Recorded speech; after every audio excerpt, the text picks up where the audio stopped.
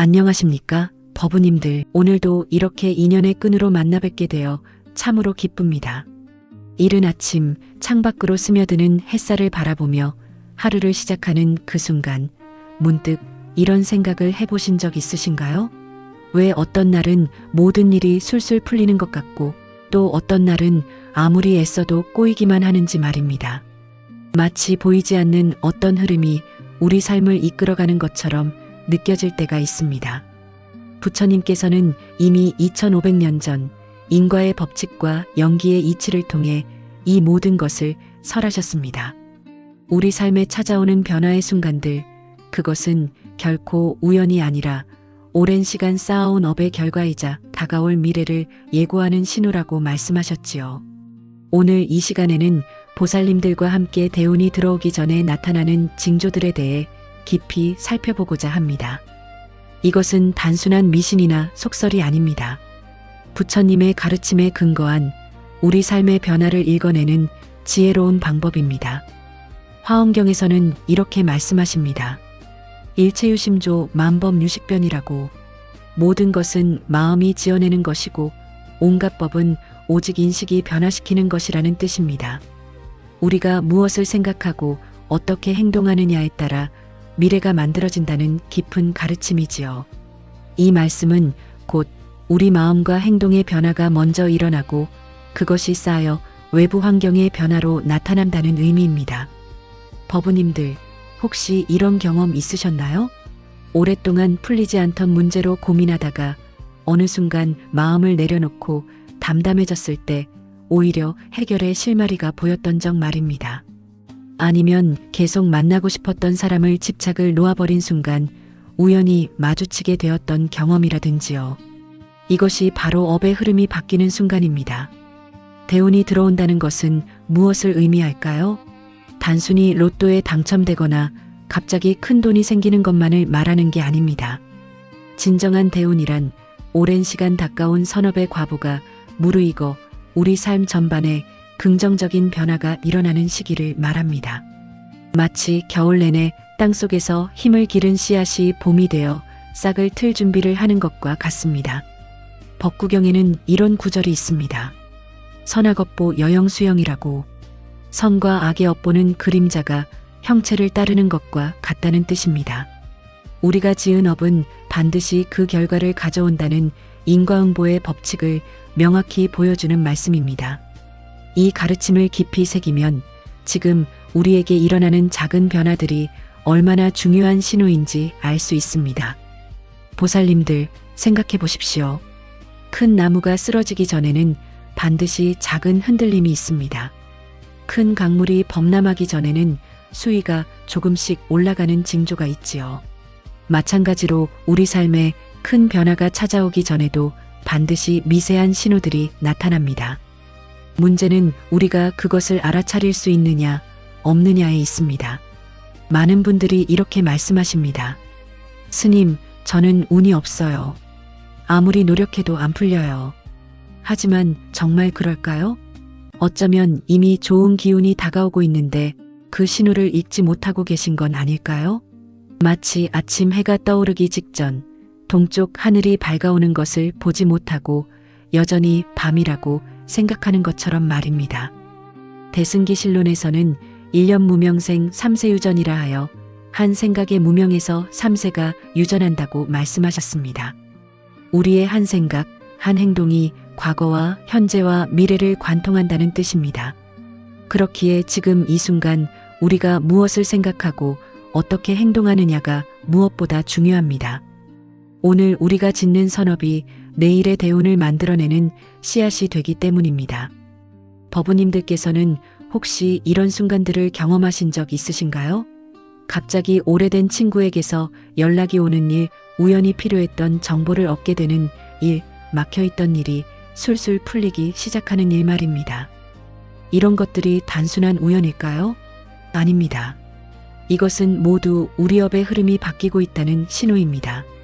오늘 이 시간 저는 보살님들과 함께 이러한 징조들을 하나하나 자세히 살펴보고자 합니다. 단순히 아는 것에 그치지 않고 그 징조들을 어떻게 알아차리고 어떻게 대응해야 하는지까지 부처님의 가르침에 비추어 말씀드리겠습니다. 대운을 막는 가장 큰 장애물. 법우님들, 지금부터 말씀드릴 내용은 대운이 들어오기 전 반드시 거쳐야 할 첫 번째 관문에 대한 이야기입니다. 바로 우리 마음속에 타오르는 분노와 화를 다스리는 일입니다. 부처님께서는 증이라 함경에서 이렇게 말씀하셨습니다. 일념진심기 백만장애문이라고요. 한순간에 성낸 마음이 일어나면 100만 가지 장애의 문이 열린다는 뜻입니다. 이 얼마나 무서운 말씀입니까? 우리가 단 한 번 화를 내는 그 순간 우리에게 다가오려던 복과 인연들이 모두 문을 닫아버린다는 것입니다. 법구경에는 더욱 직접적인 표현이 나옵니다. 분노는 독약과 같아서 자신을 먼저 해친다라고요. 화를 낸다는 것은 마치 독약을 마시면서 상대방이 죽기를 바라는 것과 같습니다. 결국 독은 자기 자신의 몸을 먼저 상하게 만듭니다. 이것이 분노의 본질입니다. 보살님들, 혹시 이런 경험 있으신가요? 아침에 출근길에서 누군가 끼어들기를 해서 화가 머리끝까지 났던 순간 말입니다. 그 화난 마음을 안고 회사에 도착했을 때 그날 하루가 어떻게 흘러갔는지 기억해 보십시오. 중요한 회의에서 집중이 안 되고 동료의 말 한마디에도 예민하게 반응하고 점심 먹을 때도 음식 맛이 없었을 겁니다. 저녁에 집에 돌아가서는 아무 잘못도 없는 가족에게 짜증을 냈을지도 모릅니다. 아침에 그 작은 분노 하나가 하루 전체를 망쳐버린 것입니다. 더 구체적인 예를 들어보겠습니다. 서울에 사시는 한법우님의 이야기입니다. 이분은 10년 넘게 다니던 회사에서 승진 누락을 당했습니다. 자기보다 경력이 짧은 후배가 먼저 승진하는 것을 보고 분노가 치밀어 올랐습니다. 그분은 그날 이후 매일 아침 출근하는 것 자체가 고통이었다고 합니다.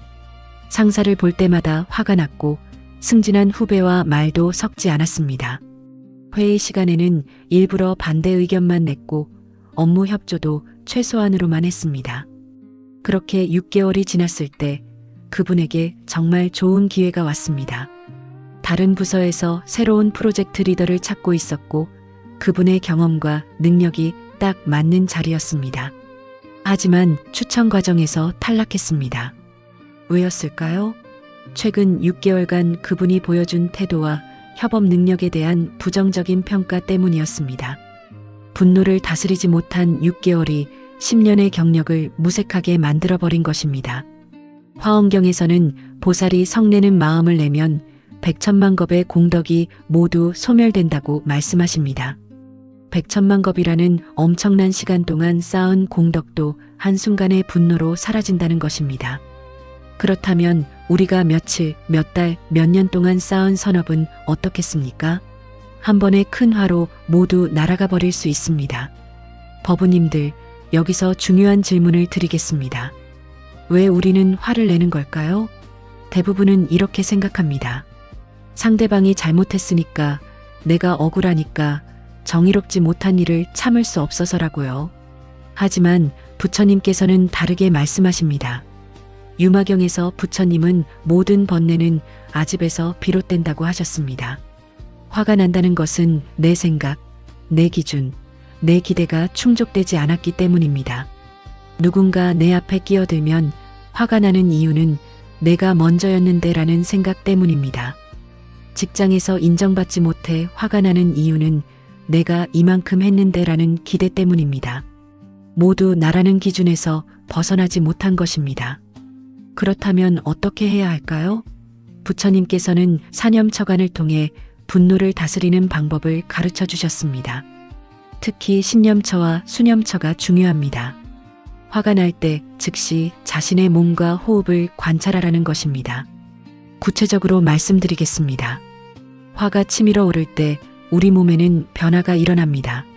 심장이 빨리 뛰고 얼굴이 화끈거리고 주먹이 저절로 쥐어지고 호흡이 거칠어집니다. 바로 이 순간 이 신체 변화를 알아차리는 것입니다. 아, 지금 내 심장이 빨리 뛰고 있구나. 내 호흡이 거칠어지고 있구나 라고 관찰하는 것입니다. 이것을 실제로 실천하는 방법을 단계별로 말씀드리겠습니다. 첫째, 화가 나는 순간을 즉시 알아차립니다. 지금 내가 화가 나고 있다라고 마음속으로 명명하는 것입니다. 둘째, 그 자리에서 3번 깊게 호흡합니다. 들숨과 날숨을 의식하면서 천천히요. 셋째, 자신의 몸 상태를 점검합니다. 어깨가 긴장되어 있나요? 턱에 힘이 들어가 있나요? 넷째, 긴장된 부위를 의식적으로 이완시킵니다.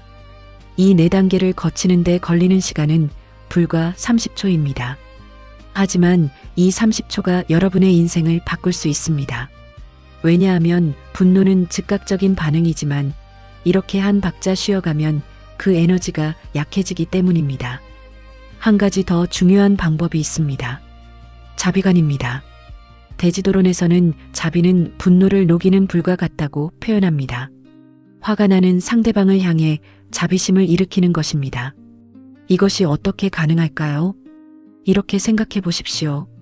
여러분에게 화를 내게 만든 그 사람도 누군가의 소중한 자식입니다. 그 사람의 부모님은 그를 얼마나 사랑하며 키웠을까요?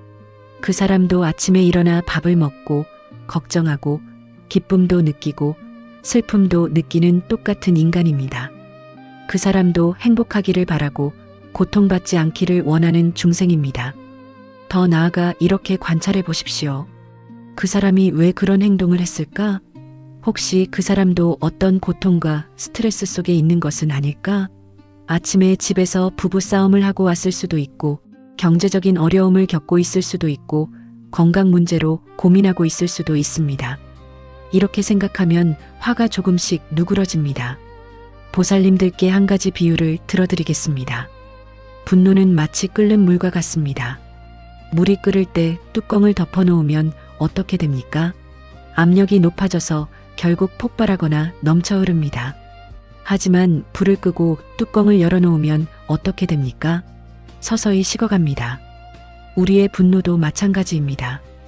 억누르려고 하면 더 큰 폭발로 이어지지만 알아차리고 관찰하면 자연스럽게 식어갑니다. 실제로 제가 아는 한 보살님의 경험을 말씀드리겠습니다. 이분은 시어머니와의 관계에서 늘 스트레스를 받았습니다. 명절 때마다 시댁에 가는 것이 고역이었고 시어머니의 한마디 한마디에 속이 끓었습니다. 우리 아들이 너무 마른 것 같다. 집안 청소를 좀 더 자주 해야지. 애들 교육을 그렇게 하면 안 되지 같은 말들이 모두 자신을 비난하는 것처럼 들렸습니다.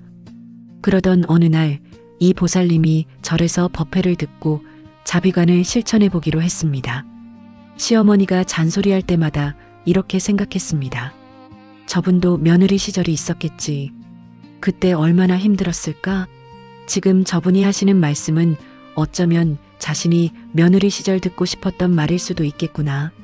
저분도 아들이 잘 되기를 바라는 마음에서 하시는 말씀이겠지. 이렇게 생각을 바꾸자 신기한 일이 일어났습니다.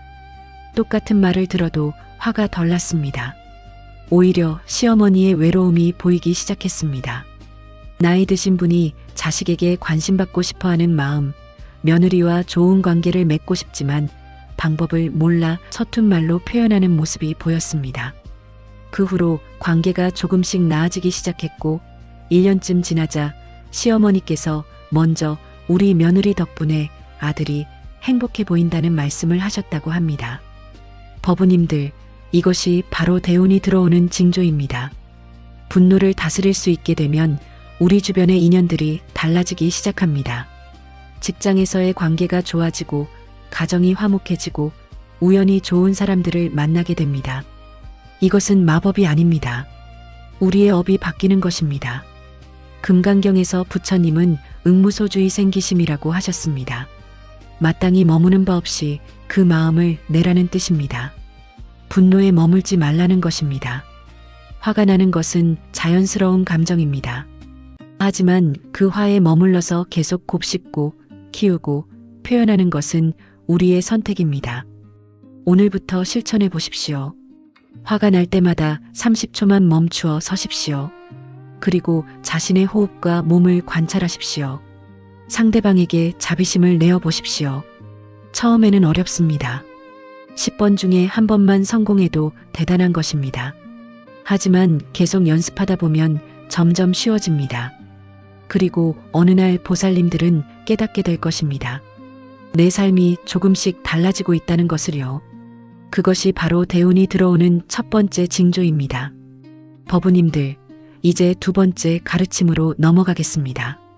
분노를 내려놓는 것만큼이나 중요한 것이 바로 집착과 욕심을 내려놓는 일입니다. 부처님께서는 중화암경에서 이렇게 말씀하셨습니다. 탐욕은 작은 맛이지만 큰 괴로움이요, 큰 절망이며 그 환난이 더욱 크니라. 원문으로는 이라고 하셨습니다. 이 구절이 설해진 배경을 보면 당시 많은 수행자들이 물질적 풍요와 명성을 추구하다가 수행의 길을 잃어버리는 모습을 보시고 부처님께서 경고하신 말씀입니다. 욕심이 주는 달콤함은 순간이지만 그것이 가져오는 고통은 평생을 간다는 뜻입니다. 우리 주변을 한번 돌아보십시오. 얼마나 많은 사람들이 가지지 못한 것에 집착하며 괴로워하는지 말입니다. 더 큰 집, 더 좋은 차, 더 높은 지위, 더 많은 돈, 끝없이 무언가를 갈구하며 살아갑니다. 그런데 신기한 것은 그것을 얻고 나면 잠시 기쁘다가 곧 또 다른 것을 원하게 된다는 사실입니다. 부산에 사시는 한 보살님의 이야기를 들려드리겠습니다. 이분은 20년 동안 작은 식당을 운영하셨습니다. 장사가 잘 되어서 돈을 좀 모으셨는데 어느 날 옆 건물이 매물로 나왔습니다. 그 건물을 사서 식당을 확장하면 수익이 2배는 될 것 같았습니다. 그분은 그 생각에 사로잡혔습니다. 밤에 잠을 자다가도 그 건물 생각에 잠을 설쳤고 낮에 장사를 하면서도 머릿속은 온통 확장 계획뿐이었습니다. 그런데 문제는 자금이 부족했다는 겁니다. 은행 대출을 최대한 받고 친척들에게도 돈을 빌렸습니다. 그렇게 해서 겨우 그 건물을 샀습니다. 처음 몇 달은 정말 좋았습니다. 손님도 늘고 매출도 올랐습니다. 그런데 6개월쯤 지나니까 문제가 생기기 시작했습니다. 직원을 더 뽑아야 했고 재료비도 2배로 들었고 관리할 일도 너무 많아졌습니다. 무엇보다 대출 이자가 매달 큰 부담이었습니다. 그분은 이자를 갚기 위해 더 열심히 일했습니다. 아침 5시에 일어나서 밤 11시에 집에 들어갔습니다. 건강이 나빠지기 시작했고 가족들과 보내는 시간도 없어졌습니다. 딸아이 학교 행사에도 못 갔고 결혼 20주년 기념일도 잊어버렸습니다. 그렇게 2년을 버텼는데 결국 코로나가 터졌습니다. 손님이 뚝 끊기면서 2개의 식당 모두 문을 닫아야 했습니다. 그분이 절에 오셔서 제게 하신 말씀이 지금도 기억납니다. 스님, 저는 더 많이 가지려다가 가지고 있던 것마저 다 잃었습니다. 작은 식당 하나로 행복했던 그때가 제 인생에서 가장 좋았던 시절이었는데 그걸 몰랐습니다. 법우님들, 이것이 바로 집착과 욕심이 우리에게 가져오는 괴로움입니다. 우리는 무언가를 얻으면 행복해질 거라고 착각합니다. 하지만 실제로는 그 반대입니다. 더 많이 가질수록 더 많이 걱정하게 되고 더 많이 집착할수록 더 많이 괴로워집니다. 법구경에는 이런 개송이 있습니다. 집착에서 근심이 생기고 집착에서 두려움이 생긴다. 집착을 여인 사람에게는 근심이 없나니 어찌 두려움이 있으랴. 이 말씀을 깊이 새겨보십시오. 우리가 무언가에 집착하는 순간 그것을 잃을까봐 두려워하게 됩니다. 그 두려움이 우리를 괴롭힙니다. 또 다른 예를 들어보겠습니다. 대구에 사시는 한법우님은 자녀 교육에 집착하셨습니다. 아들이 명문대에 가야 한다는 생각에 사로잡혀 계셨습니다. 초등학교 때부터 온갖 학원을 보냈고 중학교 때는 특목고 준비를 시켰습니다. 아이가 친구들과 놀고 싶다고 하면 공부가 먼저라고 했고 게임을 하고 싶다고 하면 대학 가서 실컷 해라고 했습니다. 고등학교 3학년이 되었을 때 아이는 심한 우울증에 걸렸습니다. 공부에 집중할 수도 없고 밥도 제대로 못 먹고 자다가 악몽을 꾸며 깨어났습니다. 결국 정신과 치료를 받아야 했고 수능도 제대로 보지 못했습니다. 그 법우님은 그제야 깨달았습니다. 자기가 원했던 것은 아이의 행복이었는데 정작 아이를 가장 불행하게 만든 사람이 자기 자신이었다는 것을요. 지금 그분은 아이와 함께 천천히 회복하고 계십니다. 아이는 1년을 쉬고 자기가 정말 하고 싶은 공부를 찾아서 전문대에 진학했습니다. 그분이 제게 이렇게 말씀하셨습니다. 스님, 제 욕심이 아이를 망쳤습니다. 명문대라는 간판에 집착해서 정작 중요한 것을 놓쳤습니다. 보살님들, 우리 사회를 보십시오. 얼마나 많은 부모들이 자녀의 성적에 집착하는지, 얼마나 많은 직장인들이 승진에 집착하는지, 얼마나 많은 사람들이 재산 늘리기에 집착하는지 말입니다. 그 집착이 우리를 행복하게 만들어줍니까? 아닙니다. 오히려 더 불행하게 만듭니다. 마치 원숭이가 주먹에 쥔 먹이를 놓지 못해서 병 속에 갇히는 것과 같습니다. 주먹만 펴면 자유로워질 수 있는데 먹이에 대한 집착 때문에 스스로를 가둡니다. 우리도 마찬가지입니다. 돈, 명예, 지위, 인정받고 싶은 마음, 이런 것들을 움켜쥐고 놓지 못해서 스스로를 괴로움의 감옥에 가둡니다. 그렇다면 어떻게 해야 할까요? 부처님께서는 상유따 니까야에서 이렇게 가르치셨습니다. 만족을 아는 것이야말로 최상의 재물이다. 우리에게 필요한 것은 더 많이 갖는 것이 아니라 지금 가진 것에 만족하는 마음입니다. 구체적인 실천 방법을 말씀드리겠습니다. 첫째, 매일 저녁 자기 전에 오늘 하루 감사한 일 3가지를 떠올려 보십시오. 아침에 마신 따뜻한 차 한 잔, 점심시간에 동료와 나눈 짧은 대화, 퇴근길에 본 아름다운 노을, 이런 작은 것들에 감사하는 마음을 가지십시오. 처음에는 어색하고 형식적으로 느껴질 수 있습니다. 하지만 한 달만 계속해 보십시오. 세상을 보는 눈이 달라집니다. 둘째, 가지지 못한 것보다 가진 것을 세어 보십시오. 우리는 늘 없는 것에 집중합니다. 더 큰 집이 없다. 더 좋은 차가 없다. 더 높은 연봉이 없다. 하지만 한번 생각해 보십시오.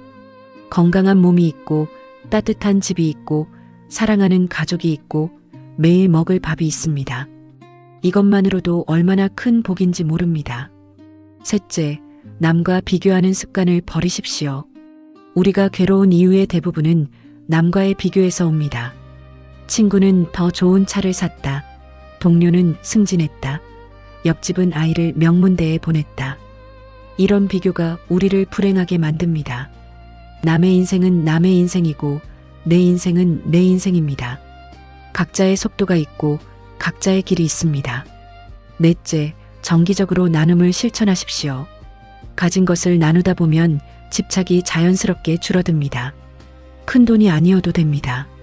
매달 10,000원이라도 좋고 옷 한 벌이라도 좋고 봉사시간 1시간이라도 좋습니다. 내가 가진 것을 기꺼이 내어놓을 수 있을 때 비로소 그것으로부터 자유로워집니다.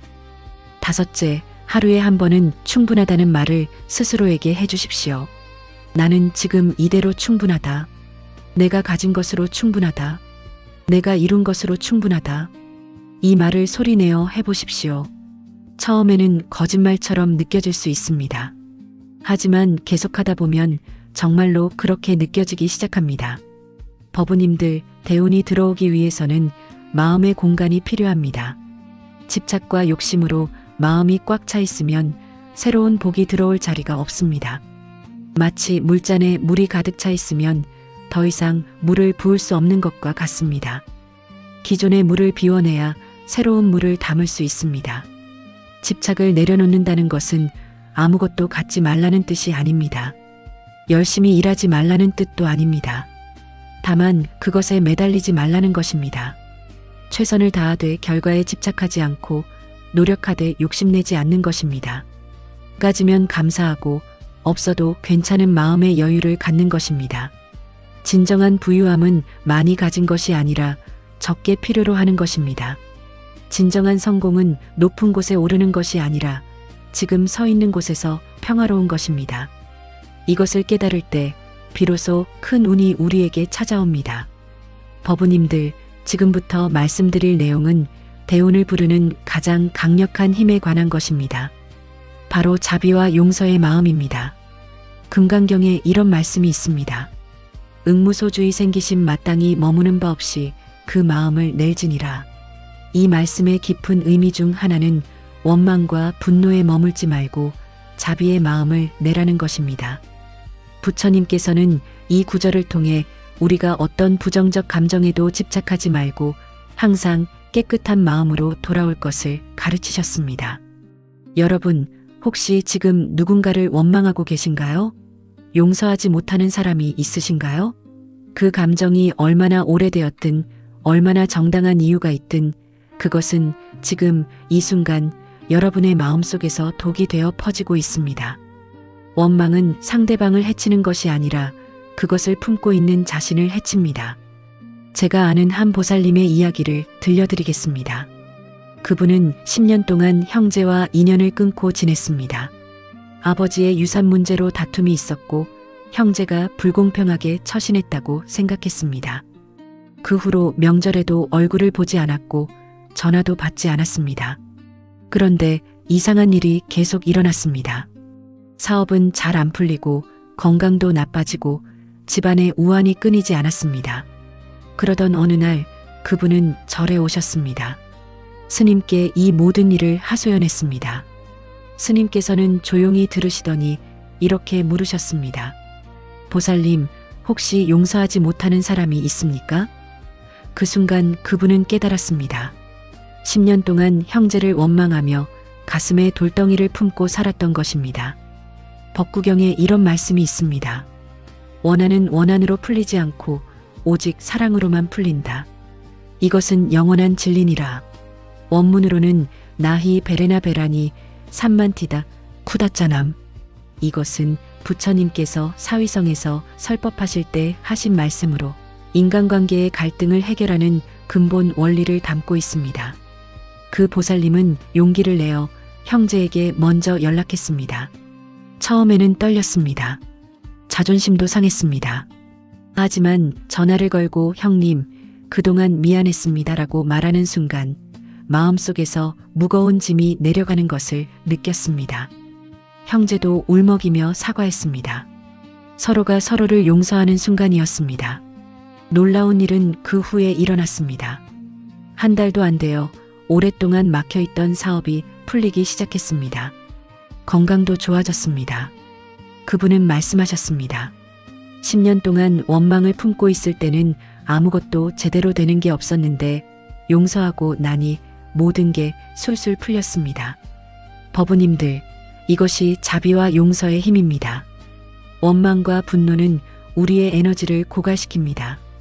마치 핸드폰을 켜둔 채로 백그라운드에서 계속 앱이 돌아가면 배터리가 빨리 닳는 것처럼 용서하지 못한 마음은 우리의 생명력을 계속 소모시킵니다.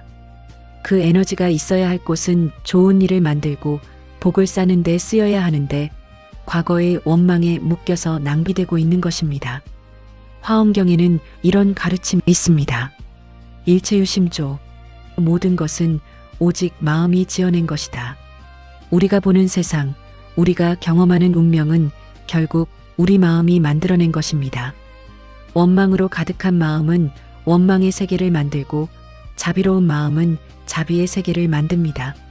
직장에서도 마찬가지입니다. 상사가 부당하게 대했다고 느낄 때, 동료가 뒤에서 험담했다는 소문을 들었을 때 우리는 분노하고 복수를 생각합니다. 하지만 그런 마음을 품은 채로는 절대 승진도 좋은 기회도 오지 않습니다. 사람들은 말하지 않아도 그런 에너지를 느낍니다. 한 직장인이 있었습니다. 팀장에게 심한 질책을 받고 억울해했습니다. 동료들 앞에서 망신을 당했고 정말 화가 났습니다. 그날 밤 잠도 오지 않았습니다. 머릿속으로 계속 그 장면이 재생되었습니다. 어떻게 저런 말을 할 수 있지? 두고 보자. 하지만 그는 불자였습니다. 다음 날 아침 일찍 일어나 참회 기도를 했습니다.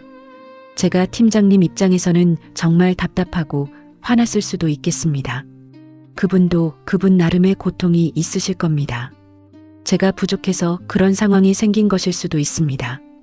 이렇게 생각을 바꾸니 마음이 편해졌습니다. 그는 팀장에게 먼저 다가가 말했습니다. 팀장님, 어제는 제가 미처 생각하지 못한 부분이 있었습니다. 앞으로 더 신경 쓰겠습니다. 팀장은 놀랐습니다. 자신이 너무 심하게 말한 것 같아 미안해하고 있던 참이었는데 부하 직원이 먼저 다가온 것입니다. 그 후로 그들의 관계는 완전히 달라졌습니다. 팀장은 그를 신뢰하게 되었고 중요한 프로젝트를 맡겼습니다. 1년 후 그는 승진했습니다. 만약 그가 원망을 품고 있었다면 어땠을까요? 아마 더 큰 갈등으로 이어졌을 것이고 직장 생활도 힘들어졌을 것입니다. 법우님들, 용서는 약함이 아닙니다. 용서는 가장 큰 강함입니다. 원망을 품을 수 있는 힘을 자비로 바꾸는 것, 복수할 수 있는 에너지를 축복으로 전환하는 것, 이것이 진정한 용기입니다. 열반경에 이런 말씀이 있습니다. 대자대비는 모든 부처님의 근본이니라. 큰 자비심은 모든 공덕의 뿌리가 됩니다. 자비로운 마음을 가진 사람에게는 자연스럽게 복이 따라옵니다. 왜냐하면 자비는 우주의 근본 법칙과 조화를 이루기 때문입니다. 구체적으로 어떻게 실천할 수 있을까요? 첫째, 매일 아침 일어나서 이렇게 발언하십시오. 오늘 하루 만나는 모든 사람에게 자비로운 마음을 내겠습니다. 저를 힘들게 하는 사람도 그 나름의 고통이 있음을 이해하겠습니다. 둘째, 화가 날 때 즉각 반응하지 마십시오. 심호흡을 3번 하고 이렇게 생각하십시오. 이 사람도 행복하기를 원하는데 방법을 모르는 것뿐이다. 모든 사람은 행복을 원합니다. 다만 잘못된 방식으로 추구할 뿐입니다. 셋째, 용서 명상을 하십시오. 편안히 앉아서 용서하고 싶은 사람을 떠올립니다. 그 사람이 어릴 때는 순수한 아이였을 것을 상상합니다. 그도 상처받고 두려워하는 사람일 뿐입니다. 마음속으로 말합니다. 당신을 용서합니다. 당신도 행복하기를 바랍니다. 넷째, 매일 저녁 하루를 돌아보며 자신에게 물으십시오. 오늘 누군가에게 원망의 마음을 품지는 않았는가? 용서할 기회가 있었는데 놓치지는 않았는가? 작은 일이라도 즉시 용서하는 습관을 들이십시오. 다섯째, 자신도 용서하십시오. 우리는 타인을 용서하는 것도 어렵지만 자신을 용서하는 것은 더 어렵습니다. 과거의 실수, 잘못된 선택, 후회되는 일들, 그것들을 계속 붙들고 있으면 앞으로 나아갈 수 없습니다.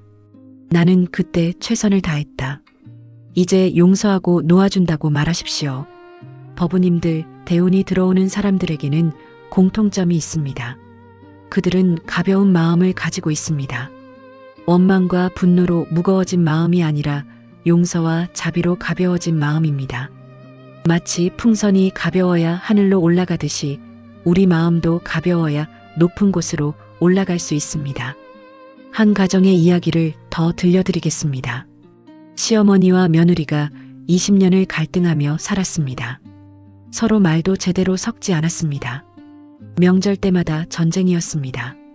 그 집 아들은 중간에서 너무 힘들었습니다. 가정의 분위기는 항상 무겁고 침울했습니다. 그러던 어느 날 며느리가 큰 병을 앓게 되었습니다. 병원에 입원했는데 시어머니가 매일 병문안을 왔습니다. 처음에는 의례적인 방문이려니 했는데 시어머니는 정성껏 죽을 끓여와서 먹이고 밤새 간호를 했습니다. 며느리는 그제야 깨달았습니다. 시어머니도 자기 나름대로 사랑을 표현했던 것이고 단지 방법이 서툴렀을 뿐이라는 것을. 퇴원 후 며느리는 시어머니께 깊이 절을 올렸습니다. 어머니, 20년 동안 마음을 닫고 있어서 죄송합니다. 이제야 어머니 마음을 알았습니다. 시어머니도 눈물을 흘리며 며느리를 안았습니다. 나도 미안하다. 너를 이해하려고 노력하지 않았구나. 그날 이후 그 가정에 놀라운 변화가 일어났습니다. 아들의 사업이 번창하기 시작했습니다. 손자가 명문대에 합격했습니다.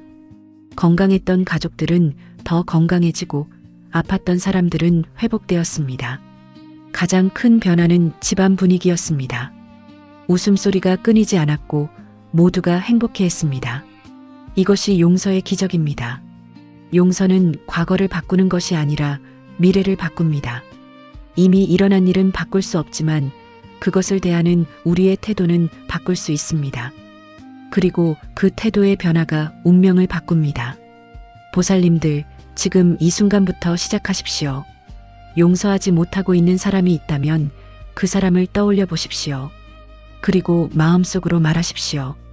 당신을 용서합니다. 당신의 행복을 빕니다. 처음에는 진심이 아닐 수도 있습니다. 괜찮습니다.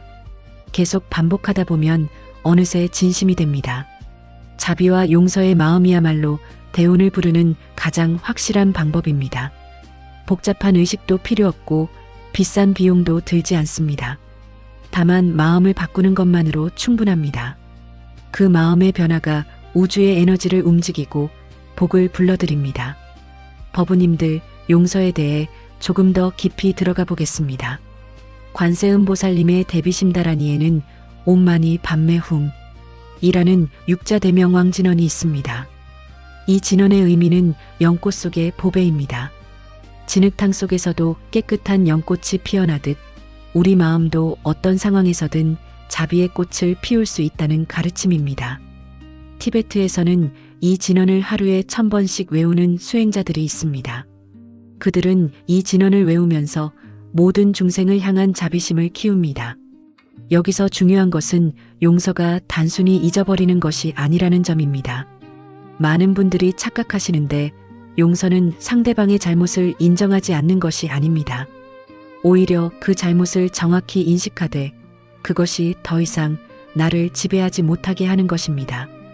마치 뱀에게 물렸을 때 독을 빼내는 것처럼 용서는 마음속 독을 빼내는 작업입니다. 한 스님께서 이런 비유를 들려주셨습니다. 용서하지 못하는 마음은 뜨거운 석탄을 쥐고 남에게 던지려고 하는 것과 같다. 결국 화상을 입는 것은 자기 자신이다. 이 말씀이 얼마나 정확한지 모릅니다. 우리가 원망을 품고 있을 때 상대방은 편안히 잠들고 있는데 정작 우리는 밤새 뒤척이며 고통받습니다. 실제로 의학적으로도 증명되었습니다. 용서하지 못하는 마음은 스트레스 호르몬인 코르티솔을 증가시킵니다. 이제 네 번째 가르침으로 나아가 보겠습니다. 대운이 들어오기 전 우리 삶에는 또 하나의 중요한 변화가 찾아옵니다. 바로 세상을 바라보는 눈이 달라지는 것입니다. 불교에서는 이것을 바냐, 즉 지혜의 눈이 열린다고 표현합니다. 금강경에 이런 구절이 있습니다. 응무소주의 생기심 이것은 마땅히 머무는 바 없이 그 마음을 낼진이라는 뜻입니다. 육조해능 스님이 이 구절을 듣고 깨달음을 얻으셨다는 이야기는 유명하죠. 당시 해능 스님은 글도 모르는 나무꾼이었습니다.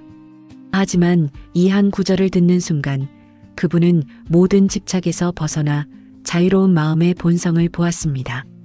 이 가르침이 현대를 사는 우리에게 어떤 의미일까요? 법우님들, 우리는 매일 무언가에 마음을 고정시키고 살아갑니다. 직장에서는 승진에, 가정에서는 자녀의 성적에, 인간관계에서는 상대방의 평가에 마음을 묶어둡니다. 그리고 그것이 뜻대로 되지 않을 때 괴로워합니다. 제가 아는 한 법우님의 이야기를 들려드리겠습니다. 그분은 대기업 임원이셨습니다. 30년을 한 회사에 몸담으며 오직 사장이 되는 것만을 목표로 살아왔습니다. 그런데 어느 날 후배가 먼저 사장으로 승진했습니다. 그분은 그 순간 모든 것이 무너지는 느낌이었다고 합니다. 밤잠을 이루지 못했고 회사에 가는 것조차 고통이었습니다.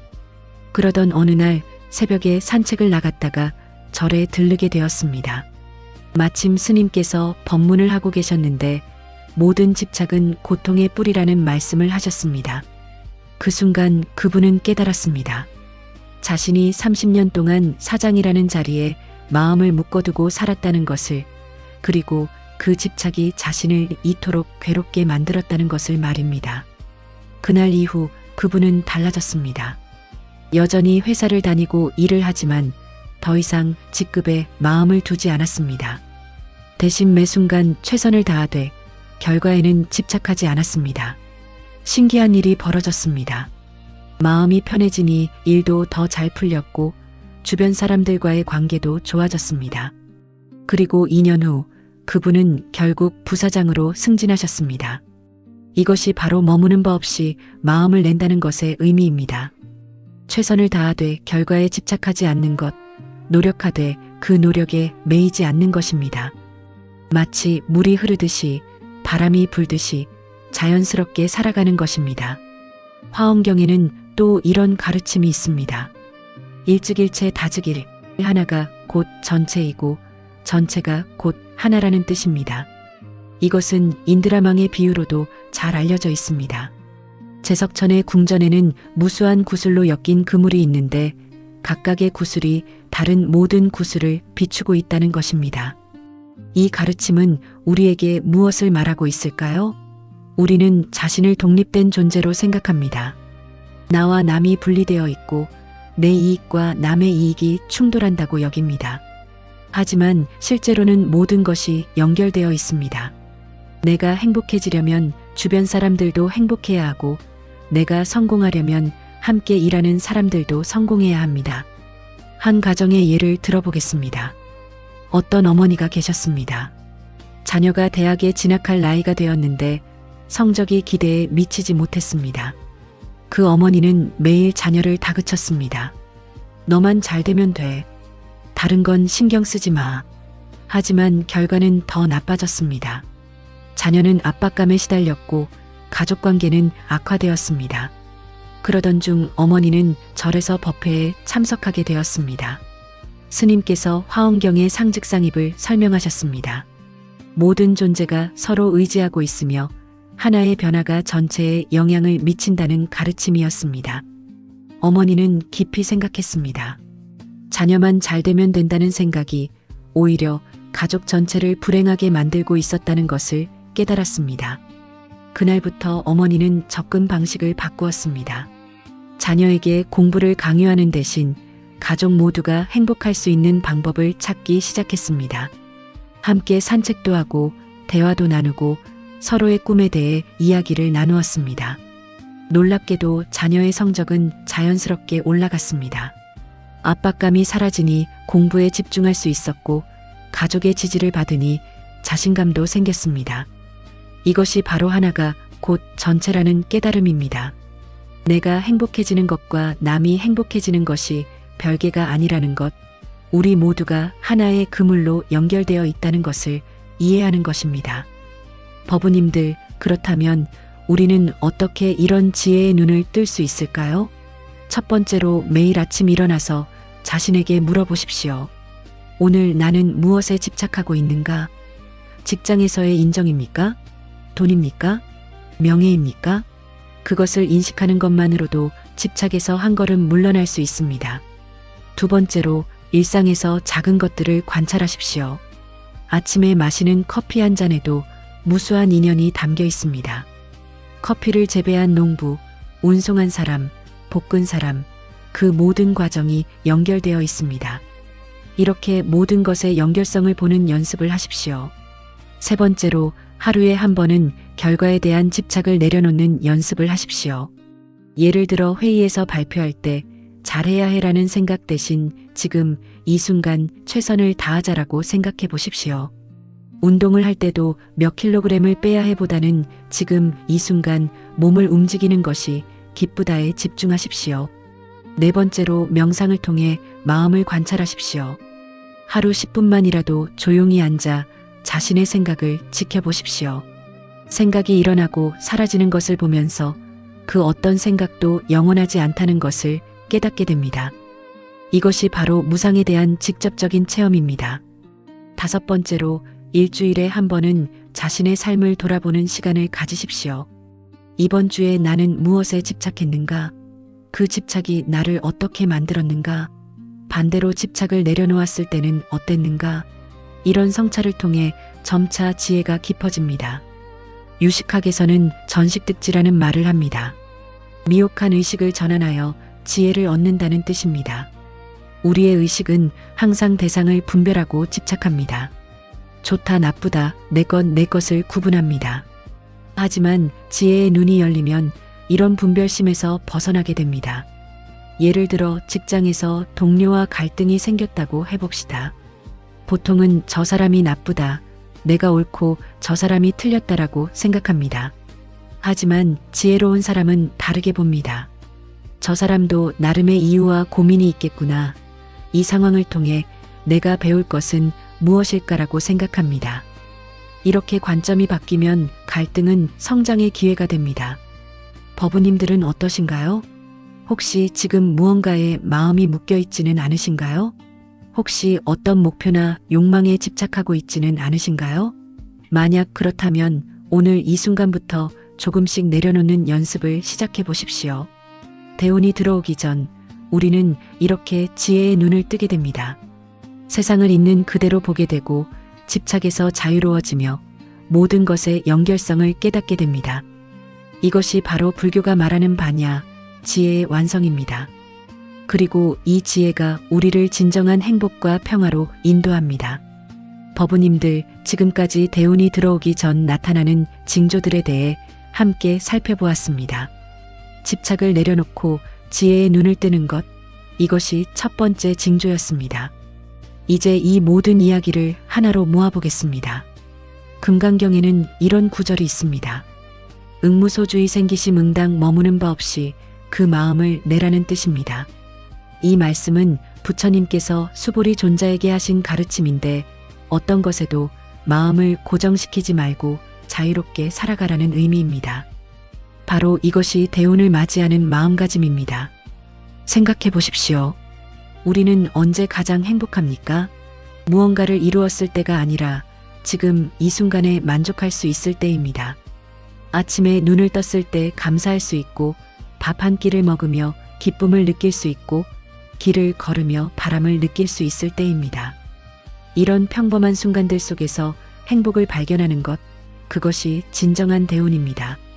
어떤 분은 이렇게 물으실 수 있습니다. 스님, 그럼 아무 노력도 하지 말고 그냥 살라는 말씀입니까? 아닙니다. 오히려 정반대입니다. 결과에 집착하지 않을 때 우리는 더 열심히, 더 즐겁게 노력할 수 있습니다. 마치 아이들이 놀이에 몰입하듯이 말입니다. 아이들은 이기고 지는 것에 연연하지 않고 놀이 자체를 즐깁니다. 우리 삶도 그래야 합니다. 법우님들께 드리고 싶은 말씀이 있습니다. 오늘부터 매일 아침 이렇게 다짐해 보십시오. 오늘 하루 나는 집착하지 않겠습니다. 오늘 하루 나는 있는 그대로를 받아들이겠습니다. 오늘 하루 나는 감사하며 살겠습니다. 이 세 가지만 실천하셔도 여러분의 삶은 완전히 달라질 것입니다. 그리고 저녁에는 하루를 돌아보는 시간을 가지십시오. 오늘 나는 무엇에 집착했는가? 오늘 나는 어떤 순간에 감사했는가? 오늘 나는 누구에게 자비를 베풀었는가? 이렇게 자신을 돌아보는 것, 이것이 바로 수행입니다. 보살님들, 대운은 멀리 있지 않습니다. 바로 지금 여기, 이 순간에 있습니다. 여러분이 이 영상을 보고 계신 지금 이 순간, 이미 대운은 시작되었습니다. 왜냐하면 여러분은 진리를 구하고 계시니까요. 진리를 향한 이 마음, 이것이 가장 큰 복입니다. 부처님께서는 말씀하셨습니다. 자기 자신이 자기의 의지처다. 여러분 스스로가 여러분의 등불입니다. 다른 누구도 아닌 여러분 자신이 여러분의 운명을 만들어갑니다. 그러니 자신을 믿으십시오. 여러분 안에 이미 부처님의 지혜가 있습니다. 오늘 이 인연으로 법우님들 모두에게 큰 복이 깃들기를 기원합니다. 여러분의 가정의 평화가, 여러분의 일의 성취가, 여러분의 마음에 기쁨이 가득하기를 발언합니다. 나무아미타불 관세음보살